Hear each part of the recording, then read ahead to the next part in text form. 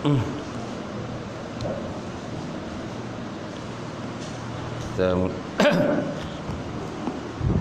mulakan pengajian pada pagi ini dengan sama-sama membaca Ummul Kitab. Ila hadirat Nabi Muhammad Mustafa Rasulullah sallallahu alaihi wasallam wa ala al-kiram ashabul izam syawilahum Fatihah. A'udzu billahi minasyaitonir rajim. Bismillahirrahmanirrahim. Alhamdulillahirabbil alamin arrahmanir rahim maliki yaumiddin. Iyyaka na'budu wa iyyaka nasta'in ihdinas siratal mustaqim siratal ladzina an'amta 'alaihim ghairil maghdubi 'alaihim waladdallin. Amin. Assalamualaikum warahmatullahi taala wabarakatuh. Alhamdulillahi wahdah sadaqa wa'dah wa nasara 'abdah wa 'azza jundahu wa hazama al-ahzaba wahdah. Asyhadu an la ilaha illallah wahdahu la syarikalah wa asyhadu anna Muhammadan abduhu wa rasuluh. Allahumma salli wa sallim ala sayyidina wa nabiyina wa habibina wa syafiina wa zuhrina wa maulana Muhammad imamil muttaqin wa qaidul mujahidin wa ala alihi wa sahbihi ajma'in. Amma ba'd. Fa inna sadaqal hadits kitabullah wa khairan hadi hadi Muhammad sallallahu alaihi wasallam wa syarrul umuri muhdatsatuha wa kullu muhdatsatin bid'ah wa kullu bid'atin dhalalah wa kullu dhalalatin finnar. Qala Allah Subhanahu wa ta'ala fi kitabil azim ba'da auzubillahi minasyaitonir rajim. Ya ayyuhallazina amanu taqullaha wa tanzur nafsun ma qaddamat lighad wattaqullaha innallaha khabirum bima ta'malun. Sadaqallahul azim. Maksudnya, wahai orang-orang yang beriman, bertakwalah kamu kepada Allah Subhanahu wa ta'ala dan perhatikanlah apa-apa yang kamu persiapkan untuk hari esok. Dan bertakwalah kamu kepada Allah Subhanahu wa ta'ala. Sesungguhnya Allah Subhanahu wa ta'ala itu Maha meliputi terhadap apa yang kamu kerjakan. Wa qala Nabi sallallahu alaihi wasallam, "Man yuridullahu bihi yufaqihu fid-din." Maksudnya, barang siapa dikenaki oleh Allah Subhanahu wa taala akan kebajikan, nescaya diberikan kepahaman di dalam bidang agama. Alhamdulillah. Yang mati Al-Fatih tuan imam kita, imam jemputan. Betul, imam jemputan kan? Imam kita ni balik kampung saya. Imam kita balik kampung. Imam Zahri. Tak lupa juga Tuan Bilal. Kemudian pengurusi surau datang puasa yang hadir. Seluruhnya sidang jamaah muslimin dan muslimat yang berbahagia. Alhamdulillah, kita merapatkan sekali puji dan syukur kepada Allah Subhanahu wa taala kerana dengan limpah kurnia serta rahmat daripada Allah, kita dapat bersama pada pagi ini solat subuh berjemaah. Dan kita mengambil kesempatan pada pagi ini untuk saya mengisi program kuliah subuh. Biasanya di surau ini hari Ahad minggu yang kedua, keempat, kedua dan keempat kuliah subuh. Jadi sebelum kita baca kitab soal jawab agama ni, ensiklopedia soal jawab agama, kitab yang tebal ni, jadi kita baca dulu kelebihan ilmu dan juga ulama. Kitab hadis yang dikarang oleh Syekh Ahmad Fahmi Zamzam, ataupun dia punya gelaran dia Abu Ali Al-Banjari An-Nadwi Al-Maliki. An-Nadwi Al-Maliki, Abu Ali Al-Banjari An-Nadwi Al-Maliki. Baik. Kita lihat satu hadis yang ke-28. Tajuknya mengambil berkat daripada Rasulullah SAW dan juga para ulama. An Mahmud ibni Rafi', An Mahmud ibni Rafi' radhiyallahu ta'ala anhu, qala akaltu min Rasulillah sallallahu alaihi wasallam majjatan majjaha fi wajhi min dalwin min bi'rin kanat fi darina wa ana ibnu khamsi sinin. Akhrajahu asy-Syaikhani. An Mahmud ibn Rabi' radhiyallahu ta'ala anhu qala akaltu min Rasulillah sallallahu alaihi wasallam majjatan majjaha fi wajhi min dalwin min bi'rin kanat fi darina wa ana ibnu khamsi sinin. Akhrajahu asy-Syaikhani. Mengeluarkan hadis oleh dua syekh oleh Imam Bukhari dan Imam Muslim. Artinya hadis ini terima daripada Mahmud bin Rabi' radhiyallahu ta'ala anhu. Qala berkata ia, akaltu min Rasulillah sallallahu alaihi wasallam. Saya masih ingat ketika Rasulullah sallallahu alaihi wasallam majjatan majjaha fi wajhi, menyembur ataupun menghembuskan air ke muka saya dari sebuah timba daripada air telaga yang ada di kawasan rumah kami. Fi wajhi min darwin min bi'rin kanat fi darina, adalah air tadi daripada perigi yang berada di kawasan rumah kami. Wa ana ibnu khamsina sinin, dan aku masa itu baru berumur lebih kurang dalam 5 tahun. Aku masa itu baru berumur 5 tahun. Hadis ini terima daripada Bukhari dan Muslim. Keterangan daripada hadis ini menunjukkan bahawa Rasulullah sallallahu alaihi wasallam pernah menghembuskan air ke muka salah seorang sahabat baginda Rasulullah. Yang berarti sahabat itu mengambil berkat daripada semburan Rasulullah sallallahu alaihi wasallam tadi. Mana semburan air lah, air bi'rin tadi, air perigi tadi yang disembuhkan kepada dia. Memang banyak hadis-hadis yang membicarakan bahawa para sahabat telah mengambil berkat daripada sesuatu yang ada kelainan, sesuatu yang ada kelainan ataupun keinginannya daripada Rasulullah sallallahu alaihi wasallam. Jadi mereka mengambil berkat daripada baki makanan Rasulullah sallam, seperti yang diriwayatkan daripada Sayyidina Abu Ayyub Al-Ansari. Mereka juga mengambil berkat daripada rambut Rasulullah sallam, seperti yang dilakukan oleh para sahabat dalam peperangan Hudaybiyah. Mereka juga memohon supaya Rasulullah SAW meludahi tempat yang sakit, seperti yang dilakukan oleh Sayyidina Ali bin Abi Thalib ketika beliau sakit mata dalam satu peperangan, itulah peperangan Khaybar. Dan baginda dan bagaimana Ummu Sulaim, dan begitu juga Ummu Sulaim mengambil peluh Rasulullah SAW yang sedang tidur, guna untuk dicampurkan dengan minyak wanginya. Dan juga tidak ketinggalan panglima perang di zaman Nabi dan juga di zaman sahabat yang bernama Khalid ibnu Walid, bagaimana ia menyimpan rambut Rasulullah SAW dalam kopiahnya. Sangat banyak kalau mau disebutkan tuan tentang perbuatan sahabat yang menunjukkan bahawa mereka memohon daripada berkat Rasulullah sallallahu alaihi wasallam.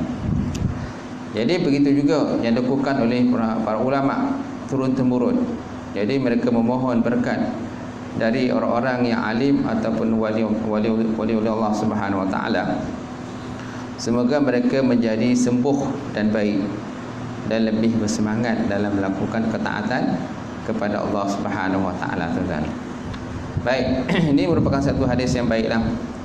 Satu hadis yang baik nak nyatakan kepada kita bahawa tentang masalah mengambil berkat daripada orang-orang soleh, ada ulama dan sebagainya. Dan ini apa yang dilakukan oleh para sahabat kepada Rasulullah sallallahu alaihi wasallam, di mana mereka mengambil berkat terhadap apa yang ada pada Rasulullah SAW, apa yang ada pada batang tubuh Rasulullah SAW, seperti rambut dia ke apa ke dan sebagainya kan.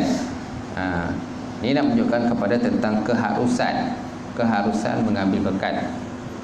Jadi tak salah sebenarnya kalau kita mengambil berkat daripada guru kita.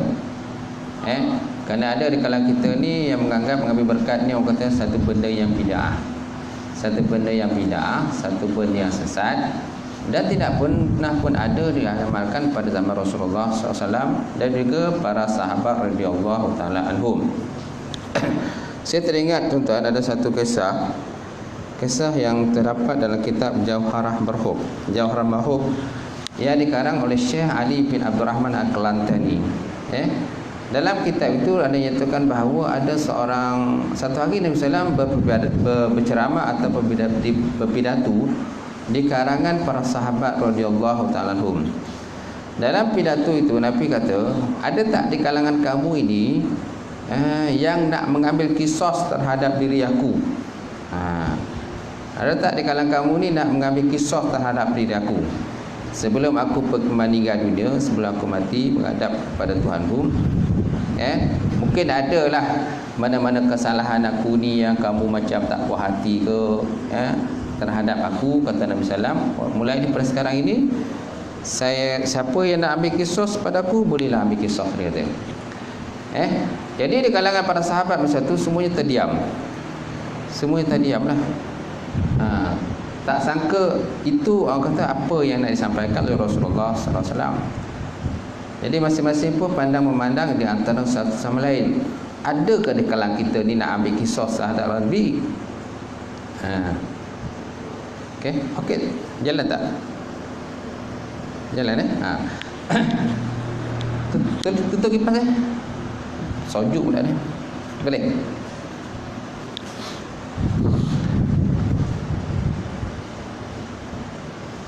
Jadi ada tak di kalangan kita ni ada tak di kalangan kita ni yang nak mengambil kisos terhadap Rasulullah SAW? Jadi masing-masing orang kata terpinga-pinga terhadap apa yang dikata oleh Nabi SAW tadi. Maka tiba-tiba tuan-tuan ada seorang lelaki lah, dia dibangun. Dia kata, ada ya Nabi, ya Muhammad, aku nak ambil kisos terhadap diri kamu. Jadi para sahabat pun pandang pada lelaki tadi, macam tak percayalah. Iya ke? Adakah orang yang nak sanggup nak ambil kisos terhadap Rasulullah sallallahu alaihi wasallam? Maka Nabi pun kata, okey, ceritakan apa masalah kamu, kata Nabi. Maka dia kata, ya Rasulullah, kan pernah dalam satu peperangan, dia kata, ketika berkecamuk peperangan tadi, kan, kamu punya tak silap saya tongkat. Kamu punya tongkat itu, kan, yang ketika kamu tengah berperang tadi, sibuk perang, kamu adakah tongkat kamu tu terkena kepada batang tubuh aku? Tongkat kamu terkena pada batang tubuh aku. Saya tak tahulah sengaja ataupun tak sengaja, dia kata. Tapi saya tak puas hati lah. Dia tak puas hati dengan Rasulullah sallallahu alaihi wasallam. Jadi sekarang ni kan saya nak mengambil kisos terhadap diri kamu.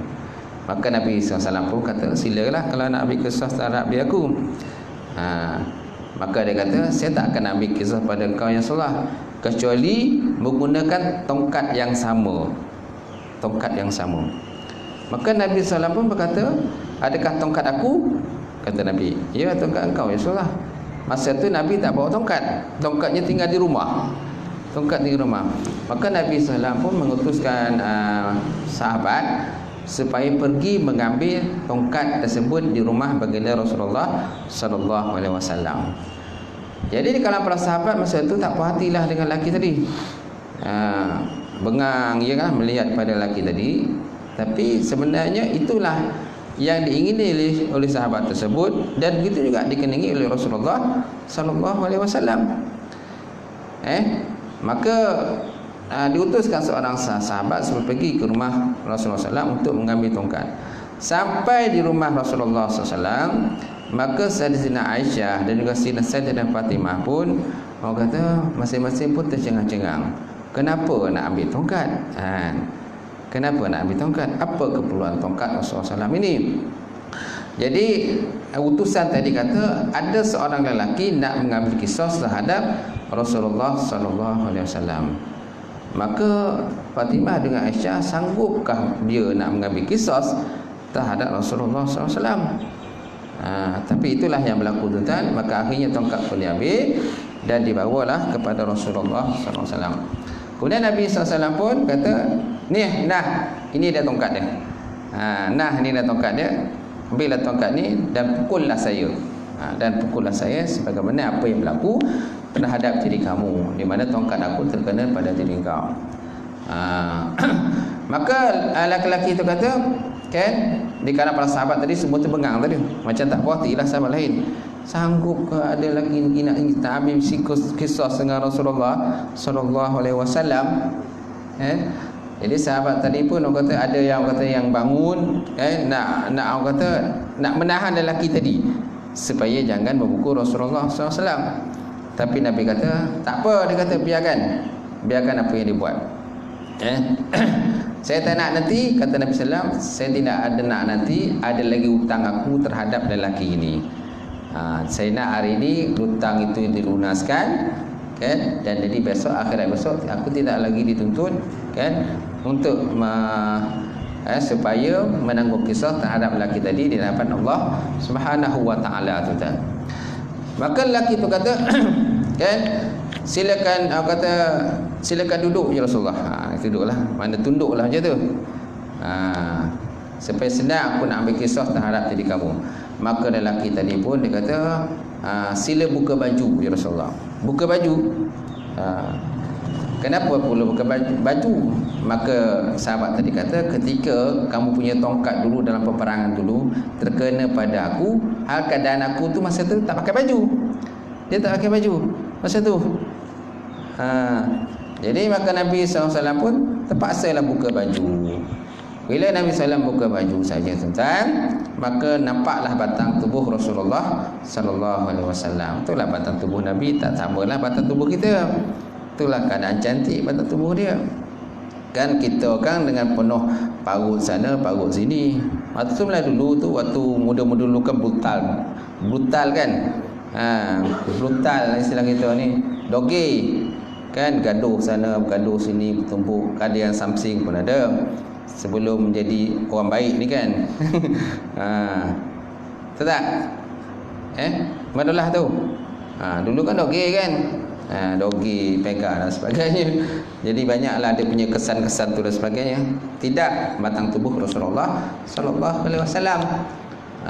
Jadi bila nampak batang tubuh Rasulullah sallallahu alaihi wasallam, tiba-tiba tadi tuan-tuan, lelaki tadi ketika dia nak mengangkat dia punya tongkat Nabi tadi, nak dipukul pada Nabi sallallahu alaihi wasallam, tiba-tiba lelaki tadi tak jadi memukul Nabi. Apa yang dia buat? Dia peluk batang tubuh Rasulullah sallallahu alaihi wasallam. Masya-Allah. Dia peluk batang tubuh Nabi. Tak jadi dia pukul Nabi dah. Maka Nabi tanya, "Kenapa kamu buat begini?" Masya-Allah ya Rasulullah, takkanlah aku sanggup membunuh, takkanlah aku sanggup memukul, kan, dirimu ya Rasulullah sallallahu alaihi wasallam. Kan, aku cuma nak supaya batang tubuh aku bersentuhan dengan batang tubuhmu ya Rasulullah sallallahu alaihi wasallam. Tu je nak. Kenapa nak mengambil berkat dengan Rasulullah sallallahu alaihi wasallam? Kerana Nabi juga pernah berkata, barang siapa yang bersentuh batang tubuhnya dengan batang tubuh Rasulullah SAW, maka orang itu terpelihara syurga, terpelihara dia daripada neraka dan masuk dalam syurga Allah Subhanahu wa taala. Ini nak menyatakan kepada kita tentang mengambil berkat. Tentang mengambil berkat. So masalahnya, kan, jadi maknanya tidak ada masalah lah kalau kita mengambil berkat daripada masyayikh ataupun guru-guru kita. Kadang-kadang kita bertalaki dengan mana-mana guru, kadang-kadang cuma kalau kita bertalaki dengan syekh-syekh Pak Arab ni dia berbeza sikit. Kadang kita nak salam, kadang dia tak bagi salam. Kita nak salam dengan dia tarik tangan kita, dia tak nak kita salam tangan dia. Itu kalau ikut pada orang Arab, style dia memang macam itulah. Bukan makna dia sombong, tak ada, memang style dia macam tu. Kalau kita nak salam dengan dia akan tarik tangan kita. Itu memang style orang Arab macam itulah. Tapi berbeza dengan tuan guru daripada Nusantara ni. daripada Malaysia ke, daripada Indonesia ke, kan, daripada Thailand ke, daripada Patani dan sebagainya, dia orang tak kisah dalam bab salam ni. Dia orang tak kisah. Malahan kalau saya selalu bertalaki dengan Syekh Al-Banjari kan, Syekh apa tu, Al-Banjari kan, Nuruddin, Syekh Nuruddin Al-Banjari. Dia ada sebulan sekali dia punya kuliahnya di Senawang tu, kitab Minhajul Abidin. Biasanya kalau kita nak salam dengan dia, dia tak kisah pun kalau nak salam dengan dia. Malahan dia kadang depan pun salam, belakang pun salam, belakang lagi, depan lagi. Dia tak kisah. Kalau banyak nak salam pun dia tak kisah. Tuan-tuan nak salam 10 kali tangan dia pun dia tak kisah. Itu Syekh Nuruddin Mabuk Al-Banjari, dia tak kisah pun. Tapi kalau Syekh Arab ni dia berbeza sikit apabila kita bertalaki dengan guru, dengan dia, kan, menadah kitab dengan dia dan sebagainya, berbezalah. Dia rasa dia itu mungkin sifat merendah diri mereka, rendah diri. Tapi kalau kita style daripada Malaysia ni, kan, kalau kita tarik tangan kita, kalau orang nak salam dengan kita, orang kita kata kita sombong. Betul tak? Dia kata kita sombong lah. Kita nak salam dia pun dia tak bagi, kan? Kita berbeza kita punya skop adat atau pemikiran di kalangan kita di Nusantara ni. Kalau kita mengaji dengan ulama-ulama daripada Indonesia ke, ataupun ulama daripada Patani pun, dia pun tak kisah dalam bab salam tangan ni. Malahan orang kata peluk tangan, peluk badan ni pun dia rasa dia tak kisah pun. Okey. Jadi maknanya dalam konsep orang kata mengambil berkat ni pun tak kisah. Malahan Nabi juga pernah bersabda, kan, apabila kamu makan sesuatu makanan, contohnya kalau kita makan nasi pun, kita dikenaki untuk menghabiskan makanan tersebut. Malahan kita disuruh jilat, kalau boleh nak jilat, jilat lagi. Begitu juga dengan nasi-nasi yang terdapat pada jari-jari kita, tangan-tangan kita. Ketika kita makan, malahan kita digalakkan supaya kita jilat, kan, sampai licin lah istilah kita ni akan jari kita tadi. Tapi bagi sebuah orang, kalau jilat jari ni macam orang kata satu benda yang menjijikkan lah separuh orang lah. Dia, kenapa? Kemungkinan besar mungkin dia biasa makan dengan sudu saja. Jadi kalau makan dengan tangan dia tak biasa. Dia biasa makan, style dia memang makan dengan sudu, makan sudu, garpu dan sebagainya. Contohnya orang-orang barat, kan, kalau orang barat, dia orang jarang kalau makan dengan menggunakan tangan ni. Tak ada. Dia orang mesti ada siap sudu dengan garpu, dengan pisau dia tu untuk potong daging dan sebagainya, dan mereka makan makanan. Tapi Nabi SAW mengajar pada kita, umat baginda Rasulullah SAW ini, apabila kita makan dengan licin, sampai licin. Malahan kalau seandainya ada nasi tu jatuh kat bawah tu, Nabi suruh ambil. Nasi jatuh kat bawah tu, dia suruh ambil, dia sapu-sapu bersihkan nasi tu, lepas tu makan. Jadi Nabi, sahabat pun tanya dengan Nabi, ya Rasulullah, kenapa sahabat buat begitu? Kerana setiap benda aku makan tu ada keberkatan dia. Dan kita tak tahu di mana berkat. Tak tahu di mana berkat tu. Kemungkinan yang nasi yang jatuh itu yang berkat. Jadi tak salahlah kita mengambil keberkatan. Itu juga apa yang berlaku pada Abu Ayyub Al-Ansari, kan, ketika Nabi SAW berhijrah daripada Mekah ke Madinah, kan. Ketika Nabi sampai ke Madinah, kan, jadi para sahabat radhiyallahu ta'ala di kalangan golongan-golongan Ansar ni masing-masing berlumba-lumba untuk mengajak Nabi supaya Nabi tidur ataupun menginap di rumah mereka. Tetapi Nabi kata, kan, kita tengok kepada saya punya unta ni, tengok unta kita ni, di mana unta itu berhenti, di situlah aku akan menginap, kata Rasulullah sallallahu alaihi wasallam. Maka unta Nabi itu akhirnya berhentilah, kalau ikan kasih dia berhentilah di rumah Abu Ayyub Al-Ansari masa itu. Jadi sebabkan unta Nabi tadi berhenti di rumah Abu Ayyub Al-Ansari, maka Nabi mintakan kepada Abu Bakar supaya kita menginap saja di rumah Abu Al-Ansari. Dan Abu Al-Ansari ini sangat gembiralah kerana menerima seorang tetamu, orang kata terhormat, VVIP sila katakan, VVIP. Tahu tak?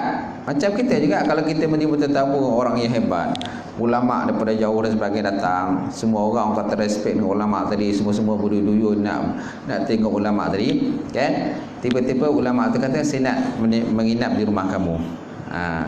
Kita pun mungkin orang kata begitu, orang kata teruja dan excited sekali lah, teruja sekali. Kenapa? Yang datang ni ulama besar, ulama besar datang ni, kan? Semua orang kata menumpukan perhatian kepada ulama besar ni, dan dia kata dia nak menginap rumah kita. Masya Allah tuan-tuan, apa perasaan kita masa tu? Macam kita ni kerdil sangat lah, macam kita ni macam tak layak nak kata, tak layak nak terima dia sebagai tetamu, kerana dia hebat sangat, besar sana dia punya kata kelebihan dia yang ada pada dia. Tapi disebabkan pilihan dia, kita terimalah. Dan kita menerima seadanya apa yang kita ada. Itu juga apa yang berlaku pada Abu Ayyub Ansari. Abu Ayyub Ansari ni, kan, dia ada isteri dan juga ada anak. Dan rumah mereka ini 2 tingkat. Rumah mereka 2 tingkat. Tingkat 1 dan tingkat 2 lah. Baik. Tingkat bawah dan tingkat atas. Kan? Jadi apabila mereka Nabi bertamu di rumah Abu Ayyub Ansari, kan? Abu Ayyub Ansari mengajak supaya Nabi dan Abu Bakar menginap di tingkat atas. Nabi kata tak apalah, biar kami menginap di tingkat bawah. Maklumlah tuan-tuan, Nabi kan, Nabi di tingkat bawah, Abu Ayyub di tingkat atas. Dan Nabi ini sentiasa dijunjung oleh para sahabat, sama ada golongan Muhajir ataupun golongan Ansar, datang bertemu untuk Rasulullah SAW di rumah Abu Ayyub Ansari. Jadi Abu Ayyub ni Ansari ni dia rasa bersalah lah, ada bersalah. Kenapa? Kerana dia ada isterinya dan ada keluarga tingkat atas, sedangkan Nabi yang beliau tingkat bawah. Sepatutnya Nabi tingkat atas, dia tingkat bawah. Jadi dia merasa tidak selesa sangat. Macam tu. Dan dia kata pada Nabi, ya Rasulullah, tolonglah, kata duduk di tingkat atas, biar kami berada di tingkat bawah. Nabi kata tak apalah, dia kata biar aku duduk bawah aja, senang nanti yang kata semua sahabat nak datang nak tengok aku, kata Nabi. Maksudnya Nabi enggan lah berada di tingkat atas. Tetapi kan Abu Ayyub Ansari berada dalam sebersalah jugalah. Malahan apa-apa yang dia lakukan di tingkat atas, Abu Ayyub Ansari sangat orang kata berhati-hati, takut akan mengganggu Rasulullah berada di tingkat bawah. Kalau dia angkat suatu benda tingkat atas tu, angkat dengan baik, kan, takut nanti akan terdengar bunyi yang kuat, kan, yang akan mengganggu Nabi SAW yang berada di tingkat bawah, tuan-tuan. Dan ada kalanya, tuan-tuan, air yang kata air yang mereka tuang di tingkat atas, yang Abu Ayyub Ansari itu tuang di atas, ada masanya air itu jatuh ke bawah. Cepat-cepat Abu Ansari sapu lantai, kan, takut nanti akan air itu jatuh ke bawah, akan terkena kepada Rasulullah sallallahu alaihi wasallam. Jadi akhirnya, tuan-tuan, setelah didesak-desak, maka akhirnya Nabi pun berada di tingkat atas, Abu Ansari pun dan keluarga berada di tingkat bawah. Kemudian apabila waktu makan, Abu Ayyub Ansari menghidangkan bawang kepada Nabi sallallahu alaihi wasallam, tetapi bawang tadi tidak disentuh oleh Nabi. Maka Abu Ayyub bertanya dengan Nabi, ya Rasulullah, kenapa kau tak makan bawang? Maka Nabi kata, aku memang tak makan bawang, kerana bawang ni menimbulkan satu bau yang tidak baik. Sedangkan aku ni orang yang sentiasa bermunajat kepada Allah Subhanahu wa ta'ala. Saya tak nak nanti dalam keadaan munajat kepada Allah, jadi akan mengeluarkan bau tidak baik terhadap diri aku ketika berhadapan dengan Allah Subhanahu wa ta'ala. Kemudian ketika waktu makan, habis saja waktu makan, tuan-tuan, maka Abu Ayyub Ansari tadi, dia mengambil air basuhan tangan Rasulullah SAW tadi, dan digunakan untuk minum, tuan-tuan. Digunakan untuk minum. Kenapa? Kerana nak mengambil berkat kepada Rasulullah sallallahu alaihi wasallam. So maknanya dalam konteks ini pun, dia mengambil berkat ni tak ada masalah. Tak ada masalah mengambil berkat daripada orang-orang yang soleh, orang-orang alim ulama, kan, wali-wali Allah Subhanahu wa taala dan sebagainya. Bukan makna kita orang kata bertuhankan kepada mereka, tak ada. Kita mengambil berkat dengan bertuhankan pada mereka adalah satu benda yang berbeza. Begitu juga dalam konteks tujuan mengambil berkat tadi supaya dapat mendekatkan diri kita kepada Allah Subhanahu Wa Taala, dan juga supaya dimudahkan memperkenalkan doa kita oleh Allah Subhanahu Wa Taala. Tak ada masalah. Begitu juga dalam konteks dunia. Dalam konteks dunia kan, ada kalanya manusia tadi terpaksa menggunakan sesuatu benda untuk mendapatkan apa yang kita nak, dan juga untuk mendapatkan kesembuhan. Contohnya tentang dalam bab orang sakit. Dalam bab orang sakit, kenapa kita makan ubat? Dalam bab orang sakit, kenapa kita kena makan ubat? Kerana doktor mengesyorkan begitu, kalau kau sakit kena makan ubat. Kalau kau sakit kena berehat, jangan kena banyak buat aktiviti dan sebagainya. Kan? Jadi dengan kurang melakukan aktiviti, kemudian berehat dan sebagainya, kemudian makan ubat pada masa yang telah ditetapkan oleh doktor, jadi akhirnya kita berpulihlah dengan izin Allah Subhanahu Wa Taala. Jadi persoalannya, adakah ubat itu yang memulihkan kita? Tidak. Kan? Hakikatnya memulihkan itu ialah Allah Subhanahu Wa Taala, bukan ubat itu yang memulihkan. Obat ni hanya sebagai wasail saja, perantaraan kita saja dengan Allah Subhanahu Wa Taala. Kalau kita mengiktikadkan obat itu yang menyembuhkan, hukumnya syirik lah. Kerana menyembuhkan itu Allah, bukannya ubat. Tetapi dalam konteks peraturan dunia, tuan-tuan, kita kalau nak baik mesti makan ubat. Kalau tak makan ubat, sudah tentu kemungkinan baik besar kita tidak akan baik, insya-Allah. Jadi kita kembali kepada tadi. Jadi memang banyak hadis-hadis yang membicarakan bahawa para sahabat telah mengambil berkat daripada sesuatu yang ada kaitan dengan keinginannya dengan Rasulullah SAW. Jadi mereka mengambil berkat daripada baki makanan Rasulullah SAW, seperti yang diriwayatkan daripada Sayyidina Abu Ayyub Al-Ansari. Mereka juga mengambil berkat daripada rambut Rasulullah SAW, seperti dilakukan oleh para sahabat dalam peperangan Hudaybiyah. Kemudian mereka juga memohon supaya Nabi sallallahu alaihi wasallam meludahi tempat yang sakit, seperti dilakukan oleh Sayyidina Ali ketika beliau sakit mata dalam peperangan Khaybar. Dan bagaimana Ummu Sulaim mengambil peluh Rasulullah SAW yang sedang tidur, guna dicampurkan dengan minyak wangi dia. Dan juga tidak ketinggalan panglima perang di zaman Nabi dan di zaman sahabat yang bernama Khalid ibn Walid, dan bagaimana dia menyimpan rambut Rasulullah SAW dalam kupiah dia. Ambil rambut Nabi, simpan dalam kupiah dia. Kemudian sangat banyak kalau mahu disebutkan tentang perbuatan sahabat yang menunjukkan bahawa mereka mohon daripada berkat Rasulullah SAW tadi. Nampak tak? Jadi banyaknya perbuatan-perbuatan dilakukan oleh Rasulullah SAW.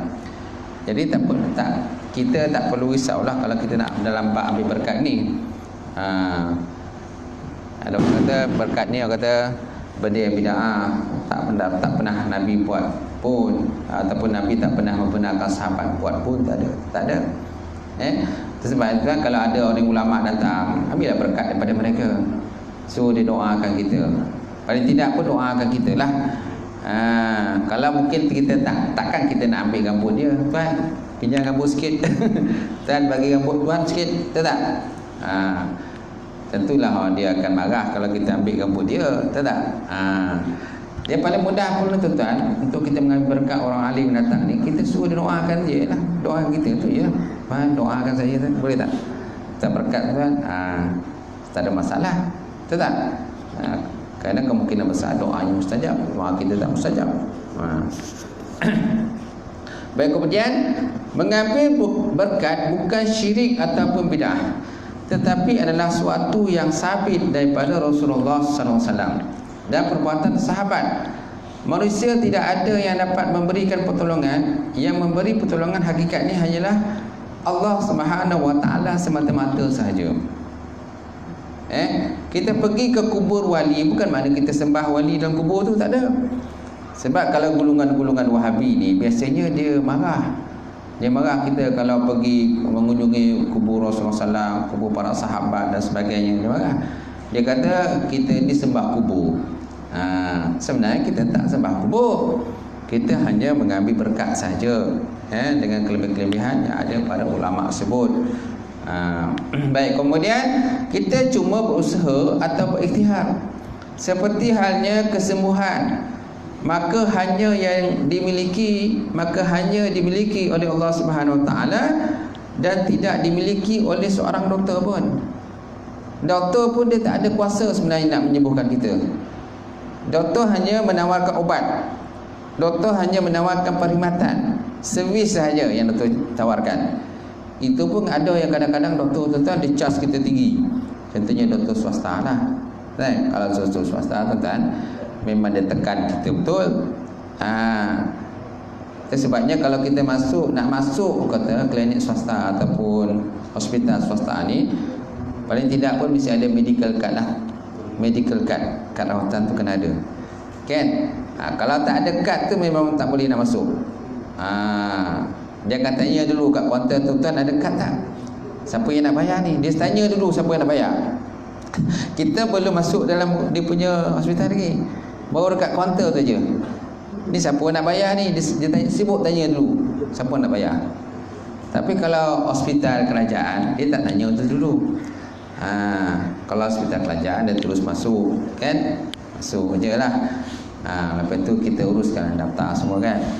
Tentang bayaran dia tak tanya dulu. Dia tak tanya bayaran dulu kalau hospital kerajaan ni. Atau kelebihan hospital kerajaan dengan swasta pula. Cuma bezanya kalau hospital kerajaan, hospital swasta ni dia punya servis dia bagus lah. Bagus dengan servis dia. Betul tak? Senanglah kita nak cepat dapat rawatan.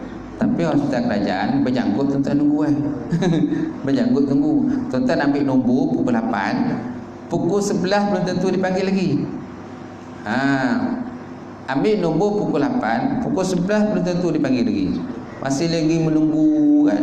Bila lah agak doktor nak panggil aku. Tapi kalau hospital swasta sekejap je. Cuma hospital swasta ni dia charge kita tinggi. Sampai ke kaunter ni siapa nak bayar ni? Ada kad tak, medical card? Kalau ada boleh. Dia kata kita akan uruskan semua, tak masalah. Kalau tak ada, tak maaf lah tuan, dia kata. Ada hospital kerajaan okey lah, tak pergi dah situ. Dia cadangkan kita suruh pergi sana hospital kerajaan. Itu kalau hospital swasta lah, kan? Itulah bezanya kata manusianya dengan Allah Subhanahu Wa Taala. Tapi Allah Taala tak ada masalah pun. Allah Taala tak ada masalah, kan? Apa yang kita nak terus cepat diperkenankan. Kalau betul cara dan kita kaedah kita berdoa kepada Allah Subhanahu Wa Taala. Dan malahan dalam dunia ni orang yang kafir pun, orang yang munafik pun tetap mendapat nikmat daripada Allah Subhanahu Wa Taala. Allah Taala tak berkira dengan manusia. Allah Taala tak berkira. Tapi manusia berkira dengan manusia. Betul tak? Manusia berkira dengan manusia. Allah Taala tak berkira dengan manusia. Udara yang kita hirup ni, ada tak Allah Taala kata kau kena bayar? Sekali kau bernafas kau kena bayar, contohnya RM10. Bayangkanlah tuan-tuan bernafas berapa kali satu hari. Banyak kali, kan? Beribu kali tuan-tuan bernafas satu hari. Jantung tuan tu jantung tu sentiasa berdegup tu. Itu semua dengan izin Allah Subhanahu Wa Taala. Kalau Allah Taala tak izinkan jantung kita berdegup, tak akan berdegup juga. Faham tak? Itulah tuan-tuan kiaslah benda-benda lain. Jadi doktor hanya merawat, dan yang menyembuhkan ialah Allah Subhanahu Wa Taala semata-mata. Yang bertanam itu manusia atau petani, dan yang menumbuhkan itulah hanya Allah Subhanahu Wa Taala. Ia harus dibezakan antara dua perkara tersebut. Kena bezakanlah. Jadi hakikatnya orang bertani itu bertani saja, tapi yang memberikan buah terhadap hasil di tanah itu ialah Allah Subhanahu Wa Taala. Kalau Allah Ta'ala kata, kan, apa yang kau tanam ini tidak akan mendatangkan hasil, kau punya buah ni tak akan berbuah, tetap tak akan berbuah juga. Kalau macam mana pun kaedah yang kita gunakan supaya apa yang kita tanam itu berbuah, dia tetap juga tidak akan berbuah. Kenapa? Berbuah ini pun semuanya dengan izin Allah Subhanahu Wa Ta'ala. Walaupun orang kata kita punya tanaman tadi Pokok yang kita tanam tu pokok yang paling hebat sekalipun.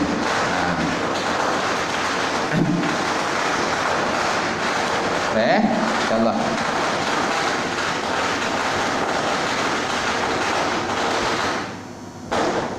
Baik, habis kitab tu kita baca ni soal jawab kamu. Sampai nombor berapa itu soal jawab tu? Ha? 17. Okey. Soal jawab agama 17. Tajuk soalannya, apabila seorang itu murtad, ini bermakna imannya telah terbatal dan dia bukan lagi beragama Islam. Tetapi adakah dia boleh bertaubat dan adakah taubatnya diterima oleh Allah Subhanahu Wa Taala? Baik, murtad. Apa yang dikatakan murtad? Murtad ialah keluar daripada agama lah.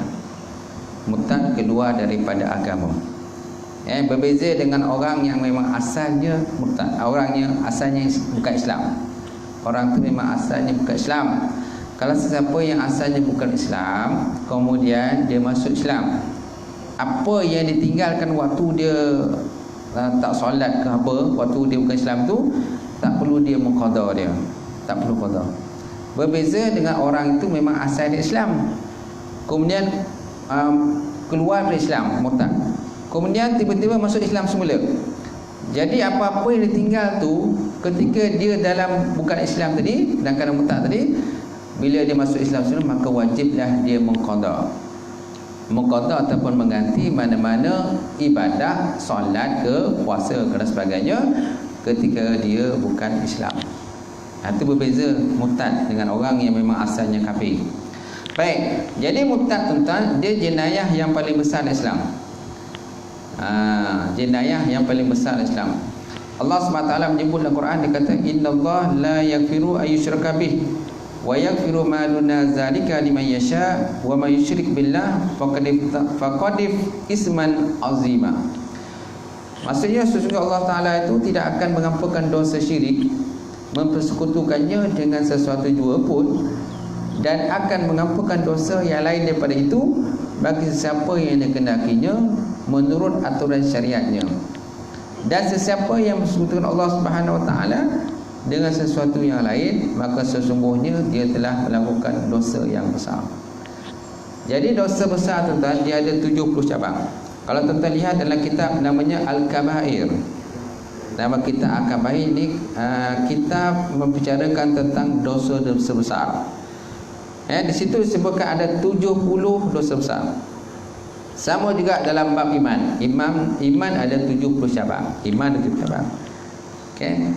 Iman, contohnya kata bersaudara di antara sama lain, mengikat tali persaudaraan, ini pun termasuk dalam cabang iman juga. Berbuat baik kepada dua apa, ini pun termasuk dalam cabang iman. Tetapi dalam bab kabair pula, dosa besar pula, derhaka pada bapa, ini termasuk dalam dosa besar. Membunuh dengan sengaja tanpa hak, ini termasuk dalam kumpulan dosa besar. Malahan Nabi juga pernah bersabda dalam satu hadis, dia kata ijtanibu sab'al mubiqat, jauhkan oleh kamu daripada melakukan 7 benda yang membinasakan. Yang pertama, asyiriku billah, syirik kepada Allah Subhanahu Wa Taala. Yang kedua, aklu riba, makan riba. Yang ketiga, aklul malil yatim, makan harta yatim. Yang keempat, lari daripada peperangan, daripada peperangan. Kemudian membunuh jiwa yang tidak dibenarkan untuk kita bunuh. Kan? Kemudian keluar daripada Islam, murtad. Kan? Ini termasuk dalam kumpulan dosa-dosa besar. Di antara kumpulan dosa besar tadi, kan, semua dosa tadi Allah Taala boleh ampunkan kecuali dengan bertaubat kepada Allah Subhanahu Taala. Tetapi kalau syirik kepada Allah, Allah Taala tak ampunkan. Syirik pada Allah tak ampunkan. Itu bezanya di antara dosa-dosa 70 dosa besar tersebut. Baik, kemudian Allah Taala sebut dalam Quran juga dalam surah Al-Baqarah ayat 207. A'udzubillahi minasyaitonirrajim. Wa may yartadid minkum an dinihi fayamut wa huwa kafir wa ulaika habitat a'maluhum fid dunya wal akhirah wa ulaika ashabun nar hum fiha khalidun. Maksudnya barang siapa yang antara kamu tadi murtad, mana berpaling tadah daripada agamanya, mana agama Islam, lalu dia mati sedangkan dia masa itu tetap dalam keadaan kafir, maka orang yang demikian tadi rosak binasilah amal usaha yang baik di dunia dan di akhirat, dan mereka itulah ahli neraka, kekal mereka itu dalamnya selama-lamanya. Jadi berdasarkan pada perkataan fayamut wa huwa kafir, maka dia mati padahal dia dalam keadaan kafir, dapat kita memahami bahawa balasan pedih yang dijanjikan kepada orang-orang yang murtad yang mempunyai syarat, iaitu dia berkekalan dalam murtad dan kekufurannya sehingga dia meninggal dunia tadi. Tapi kalau orang tu tak kekal dalam murtadnya, kembali ke Islam boleh, jadi Allah Ta'ala ampunkanlah dosa dia. Tetapi dengan syarat, kan, apa yang ditinggal dalam murtad tu dia kena qada balik.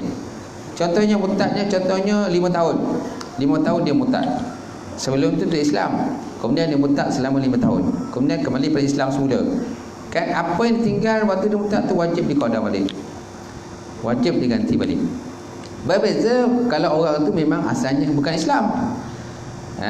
Kemudian Allah Ta'ala bagi taufik daripada dia masuk Islam, jadi apa yang ditinggalkan waktu dia dalam keadaan Muslim tu tak perlu diqada lah, tak perlu digantilah. Tu beza dia. Kemudian pula barang siapa yang murtad tadi, dia kekal dalam murtad, kemudian mati dalam keadaan murtad tadi, jadi orang ni kira ahli neraka, dia masuk ahli neraka. Tapi kalau seandainya orang itu sempat bertaubat, sempat dia bertaubat, maka Allah Ta'ala akan ampunkan dosa-dosanya ketika dia dalam keadaan murtad tadilah. Itu pun dengan izin Allah Subhanahu wa Ta'ala. Baik, jadi berdasarkan perkataan fayamut wa huwa kafir, kita dapat memahami bahawa balasan pedih yang dijanjikan kepada orang murtad mempunyai syarat, iaitu dia berkekalan dalam murtad dan kekufurannya sehingga dia meninggal dunia. Justru jika dia kembali bertaubat dan menyesal di atas segala perbuatannya serta ikhlas dalam taubatnya, Allah Ta'ala akan mengampunkan dosanya, dan Allah Ta'ala akan ampunkan dosa dia. Tetapi kena ada usaha lah, mana orang yang pihak-pihak tertentu ni, contohnya NGO ke pihak kerajaan, dia kena usaha supaya orang tu kembali pada Islam semula.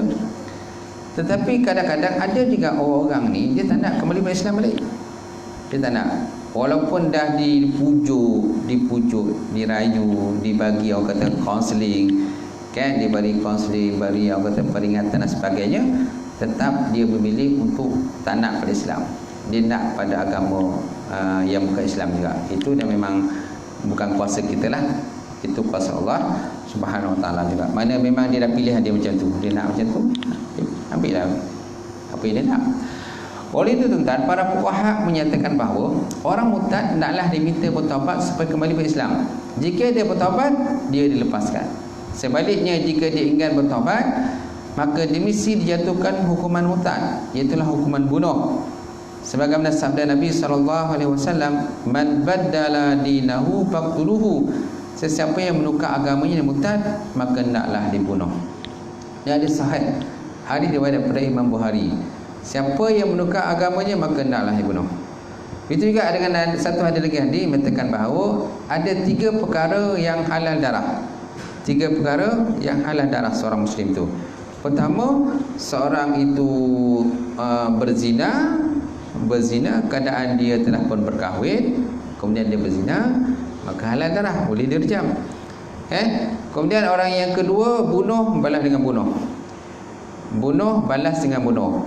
Ini pun halal darah juga, kan. Seorang itu membunuh si A, kemudian ahli warisnya menuntut supaya dibunuh orang yang membunuh waris dia, itu halal darah, bunuh dibalas dengan bunuh. Dan yang ketiga, orang yang kata keluar daripada Islam masuk kepada agama yang selain Islam tadilah, maka ini pun halal darah. Tetapi bagi orang yang murtad tadi, hendaklah pihak yang berwajib, kan, kata pergi kaunseling dulu, bagi chat dulu. Tapi dalam konteks kita di Malaysia ni tidak berlaku begitu. Sesiapa yang murtad, kalau murtad, habislah macam tu, ialah keluar dari Islam je lah. Malahan banyak sebenarnya kalau kirakan, kalau di mahkamah syariah pun, mahkamah sivil pun ada permohonan-permohonan untuk murtad ni. Ada yang diluluskan, ada juga yang tak diluluskan, ada yang tergantung macam tu pun ada. Cuma masalahnya tuan, bagi yang telah diluluskan tadi, kalau seandainya berlaku kematian kepada orang tadi, jadi senanglah nak uruskan. Senang nak urus sebab apa? Dia ni memang dah murtad. Jadi bukan lagi tanggungjawab kita sebagai orang Islam untuk menguruskan jenazah dia. Kan? Kalau seandainya dia, masalahnya kalau dia seandainya tergantung. Ini masalahnya.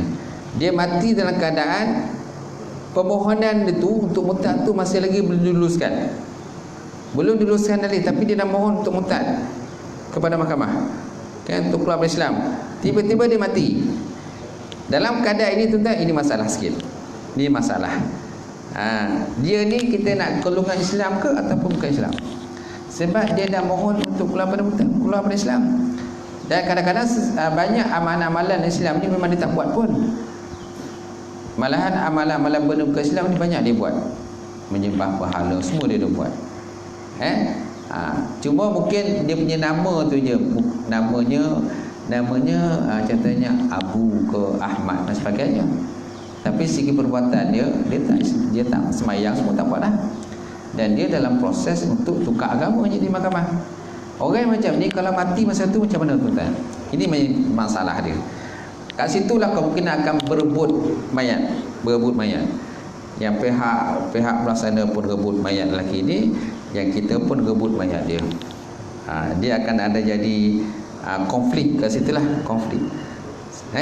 Kat situ tengoklah siapa yang kuat dia akan dapat. Yang pihak yang lemah tak dapat lah. Gitu. Kalau pihak kita ni kita kuat, kita akan dapat dia, kita uruskan dia secara Islam. Tapi kalau pihak yang sana lagi kuat daripada kita, lagi power, kemungkinan kita tak dapat jenazah tadi, dia akan ambil. Dia akan uruskan cara dibakar ke, kan? Mayat tadi dibakar dan sebagainya. Ada yang terjadi begitu juga. Baik. Kemudian soalan 18. Apakah hukum seorang yang mendakwa dia boleh mengetahui perkara gaib? Hukumnya berdosa besar. Hukumnya berdosa besar. Bagi seorang yang mendakwa dia mengetahui perkara gaib. Masya Allah tuan-tuan. Ini hebat ni. Ini macam wali hebat, wali besar kan, tahu perkara gaib. Yang tahu perkara gaib ni ialah antaranya Nabi je yang tahu. Kan, para rasul itu pun antara pantaraan Jibril dan sebagainya, ataupun sesuatu perkara yang datang dalam mimpi mereka, kan. Tapi hakikat sebenarnya para nabi rasul pun tak tahu juga. Apa yang berlaku kemudian pun Nabi pun tak tahu. Itu pun apa-apa yang disampaikan oleh Jibril atau melalui mimpi Rasulullah SAW.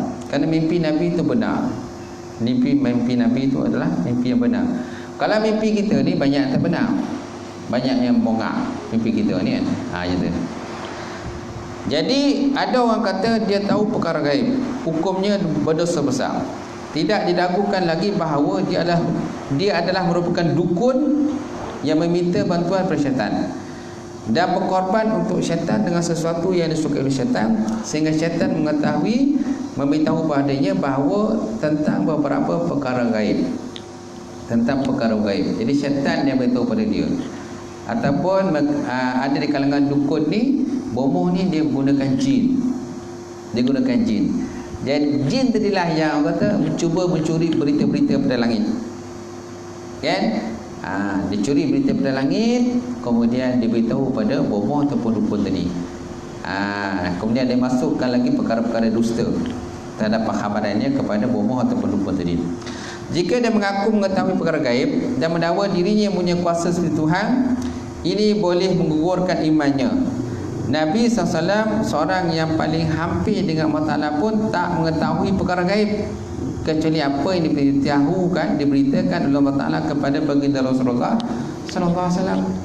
Jadi pada Nabi, para Rasul pun hakikat tak tahu. Cuma apa yang disampaikan itu melalui mimpi, melalui wahyu, kan? Melalui malaikat Jibril sampai pada Nabi tentang apa yang akan berlaku kemudian. Contohnya, kamu akan mendapat kemenangan, kamu akan menjatuhkan kerajaan Rom dan juga kerajaan Mesir. Kerajaan yang besar-besar ni kamu akan berjaya jatuhkan, kata Rasulullah SAW. Dan kamu akan menawan tempat ni dan sebagainya. Jadi semuanya itu atas ilham ataupun khabaran yang disampaikan kepada Rasulullah dan malaikat Jibril ataupun Allah Taala sendiri. Justru tuan-tuan, wajib dituntut supaya dia bertaubat. Dan setengah para ulama berpandangan bahawa kalau dia tidak bertaubat, maka orang ni wajib dibunuh. Wajib dibunuh. Kalau orang kata kan dia tahu perkara gaib, macam tu, dia boleh meramalkan tu, meramalkan ini dan sebagainya. Jadi orang ni hukumnya tembak je lah. Macam tu. Baik, kemudian bab yang keempat, soalan ke-19. Datuk saya boleh dikatakan seperti seorang bomoh. Ketika saya masih kecil, kalau saya sakit, datuk selalu membacakan sesuatu, lalu menghembuskan ke arah saya, seolah-olah dia menyampikan untuk saya agar saya sembuh. Soalan saya, adakah Islam mengharuskan ataupun membenarkan jampi? Baik, jawapannya jampi atau dalam bahasa Arabnya ruqyah. Jampi ataupun ruqyah telah digunakan oleh orang Arab pada zaman jahiliah lagi. Jadi mana pada zaman jahiliah pun jampi-jampi ni memang dah ada dah. Ruqyah namanya. Jampi dan doa-doa atau lafaz-lafaz disebut dan dibaca dan kemudian ditiupkan kepada sesuatu lah. Contohnya benda yang sakit, tangan sakit ke, kaki sakit ke, maka dibacalah ruqyah tadi, jampi-jampi tadi, kemudian ditiuplah kepada orang benda yang kena sakit tadi. Antara jampi ialah ada yang beri kesan kepada anggota badan, ada yang beri kesan kepada ruh, ada yang diharuskan dan ada yang termasuk dalam syirik yang dilarang oleh Islam. Sabit dalam hadis bahawa Rasulullah SAW sendiri pernah menjampi dirinya sendiri, menjampi orang lain, dan sabit bahawa Jibril juga pernah menjampi Rasulullah SAW. Semana Jibril pun pernah menjampi juga, pernah jampi Nabi. Berdasarkan sebuah hadis Nabi SAW, an Aisyah, kana Rasulullah SAW iza staka raqahu Jibril alaihi salam faqala bismillahi arqika min kulli da'in yashfika min syarri hasidin iza hasad wa min syarri kulli zi'ainin. Artinya daripada Aisyah, isteri Rasulullah SAW berkata, apabila Rasulullah sakit, Jibril akan menjampikan baginda dengan berkata, dengan nama Allah yang melepaskan kamu daripada penyakit dan yang menyembuhkan kamu daripada segala penyakit, daripada kejahatan orang yang dengki dan daripada kejahatan setiap yang punya ain. Hadis riwayat daripada Imam Ahmad. Ini doa yang digunakan oleh Jibril ketika meruqyah Rasulullah sallallahu alaihi wasallam. Bismillahirrahmanirrahim. Min kulli da'i yashfika min syarri hasidin idza hasad wa min syarri kulli zi'ainin, dan daripada kejahatan setiap orang yang mempunyai ain.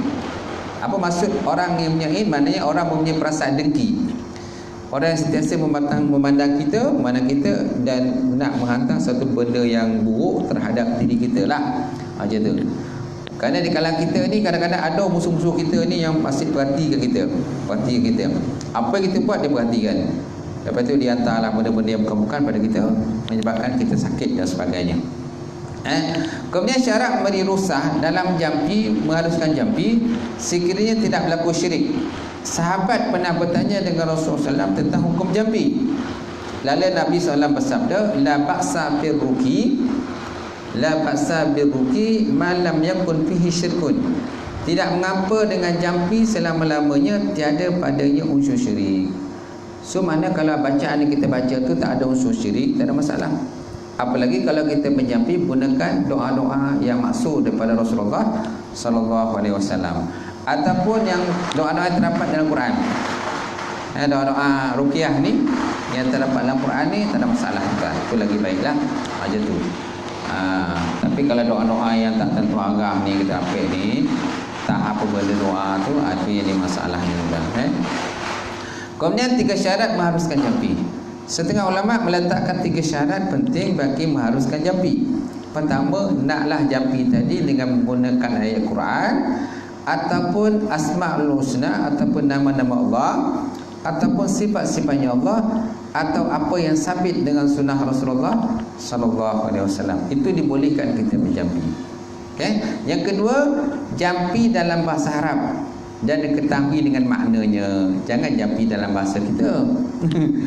Kan, walaupun kita tahu makna dia, walaupun kita tahu maknanya, tapi kan ditekankan supaya kita jampi dalam bahasa Arab. Kerana setiap kalimat bahasa Arab ni berbeza dengan kalimat kita. Apalagi ayat Quran. Apalagi ayat Quran. Kerana dia mendatangkan satu kesan yang baiklah. Kan pernah orang kata yang ada profesor daripada Jepun tu, kan dia buat macam satu uji kaji kan, berkenaan dengan kesan kepada air, kesan bacaan-bacaan yang baik pada air. Macam mana? Bila satu benda yang baik dibacakan pada air, dia akan keluarkan seperti mutiara-mutiara, seperti betul-betul mutiara pada air tadi kan. Tapi kalau satu kesan benda yang buruk yang kita baca pada air, dia akan bentukkan satu macam lembaga yang macam tak apa benda lah. Nampak tak? Jadi nak menunjukkan kepada kita tuan, benda yang baik kita baca, apalagi Al-Quran kita baca. Kan, apalagi doa-doa yang masyhur kita baca pada air tadi, dia akan berikan satu kesan efek yang baik kepada air. Tapi hakikat yang menyembuhkan itu bukan air, itulah Allah Subhanahu Wa Taala. Itu kita kena fahamlah. Kemudian yang ketiga, tak boleh bertekad bahawa jampi itu memberi kesan manfaat dengan sebab dirinya sendiri. Bahkan wajib bertekad ia adalah takdir Allah Subhanahu Wa Taala. Itu takdir Allah. Kemudian sekiranya berlaku kecacatan pada syarat-syarat atau salah satu daripada syarat tersebut, maka terdapat khilaf di kalangan para ulama. Ada khilaf lah para ulama.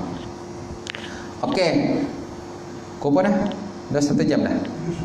Cukup 1 jam. Satu lagi Okey, yang ke-20 sikit je. Kalau jampi ada yang diharuskan dan ada yang diharamkan, bagaimana kita nak mengetahui jenis jampi yang diharamkan? Jawapannya, jampi yang diharamkan ialah jampi yang mengandungi doa atau permintaan kepada dan minta perlindungan kepada makhluk selain daripada Allah Subhanahu Wa Taala. Minta pertolongan pada makhluk. Dengan jin ke, mambang ke. Kan kita jampi itu mambang kuning, mambang coklat, mambang tanah, mambang angin. Dia mambang tanah ada, mambang angin ada. Macam-macam jenis mambang kan. Tapi bila apa ya, cabut lagi. Kucing jatuh je cabut lagi. Okay? Dugaan, kata dugaan. Cobaan, dugaan. Tu yang kata Ramli tu diganggu dengan hantu tu, hantu gigi tu. Kan dia baca semambang terkubur tu. Lepas tu bangunlah semua hantu-hantu kubur, hantu jemput tu. Hantu gigi pun bangun juga. Dia baca, dia tiup dia punya trompet tu. Macam tu. Tak cukup tanah, hampir Ramli lari ya. Baik, kemudian ada pun jampi yang menyebut nama Allah. Okay. Begitu juga haram jampi yang menjampinya bertekad bahawa jampi itu mempunyai kuasa sendiri tanpa keizinan daripada Allah Subhanahu Wa Taala. Jadi kalau kita itikad kenapa kita baca tu ada kuasa, ini hukumnya haram. Jadi apa kita baca tu sebagai wasail saja, perantaraan saja kepada Allah. Obat yang kita makan tu juga, jangan kita itikadkan menyembuhkan tu ubat. Kalau kita itikadkan obat tu yang menyembuhkan kita, salahlah itikad kita. Obat hanya sebagai alat saja. Yang menyembuhkan ialah Allah Subhanahu Wa Taala. Okey. Dan soalan Qom 1 sampai situlah habis. Sekolah kata perbincangan kita pada kuliah subuh pada hari ini. Mudah-mudahan apa yang kita kongsikan pada pagi insya-Allah akan dapat manfaat kita bersama. Wallahu a'lam bissawab. Insya-Allah dah 2 minggu lagi kita kembali. Saya buka soalan, kalau ada soalan nak diajukan.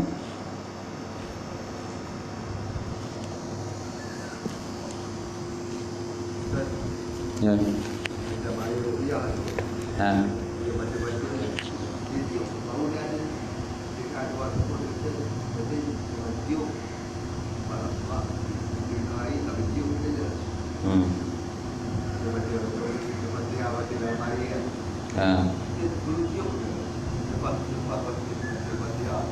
Itu kaedah yang digunakan, tiup lah. Yang tak tiup tu kalau air panas. Air panas tu nak minum, kan? Itu yang Nabi tak tekan supaya kita tiup. Kita tak ada gunakan tiup waktu air yang kita nak minum, air biasalah, air teh ke apa ke sebagainya yang kita nak minum. Tapi kalau dalam bab ruqyah, biasanya kita tak gunakan air panas. Dalam bab ruqyah kita gunakan air panas. Biasanya kita gunakan air masak, air sejuk aja. Dan kita dibenarkan tiup pada air tersebut. Itu cara yang digunakan, kaedah yang cara digunakan. Kemudian di kalangan orang kata pengamal perubatan pun mereka pun tiup juga. Kemudian orang kata Datuk Arudin juga, Arudin dulu kan, arwah dulu pun, dia pun tiup juga. Macam tu. Kan itu kaedah yang digunakan oleh Syifa pun itu juga. Kan banyak di kalangan kaedah-kaedah lain pun menggunakan itu juga. Kan rawatan-rawatan Islam yang lain lah memang biasa ditiup. Macam tu. So tak ada masalah lah kalau tiup. Yang tak boleh tiup tu kalau air yang kita nak minum air panas, tu memang tak digalakkan kita tiup. Biarlah dia sejuk dulu. Tapi kalau kita kadang-kadang kita nak copet nak copet lagi kojok, terpaksa lah tiup. Ataupun contohnya kita buat macam teh tarik itulah, kalau nak copet nak sejuk macam teh tarik. Ataupun kita minta omah kita campurkan dengan air. Bila dia buat air tu campurkan dengan air masak yang sejuk sikit. Jadi cepatlah itu sejuk, senanglah kita nak minum lagi kojok. Kalau tidak kan tengah panen-panen tu kan mengelintir juga. Macam tu nak minum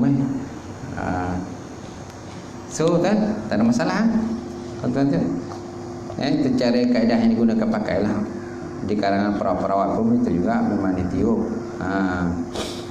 Kalau tak tiup boleh ke? Boleh juga tak tiup. Tapi kuranglah dia punya tu. Sebab apa yang kita baca tu kan kita nak kenakan pada air tu. Apa yang kita baca tadi, kita gunakan tiup pada air tu. Tapi kita jangan mengetikatkan bahawa yang menyembuhkan tu air tu. Itu yang salah.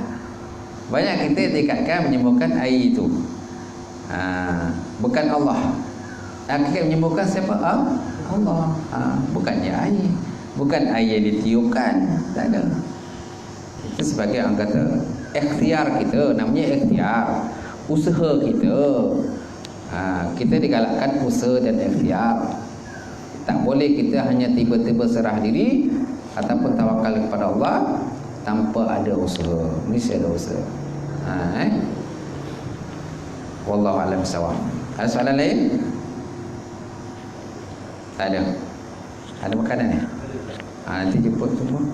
A'udzubillahi minasyaitonir rajim. Wassalatu wassalamu ala asyrafil mursalin wa ala alihi washabbihi ajmain.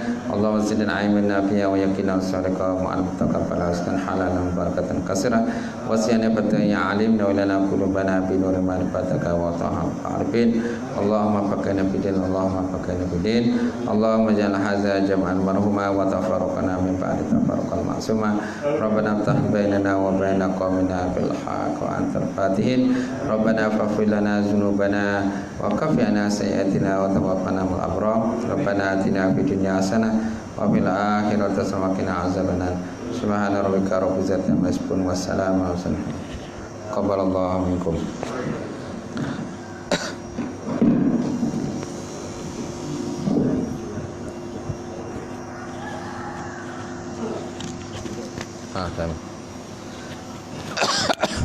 Jumpalah semua semua jemaah dijemput minum sebelum balik ataupun sebelum ada kuliah-kuliah lainnya. Jelaman.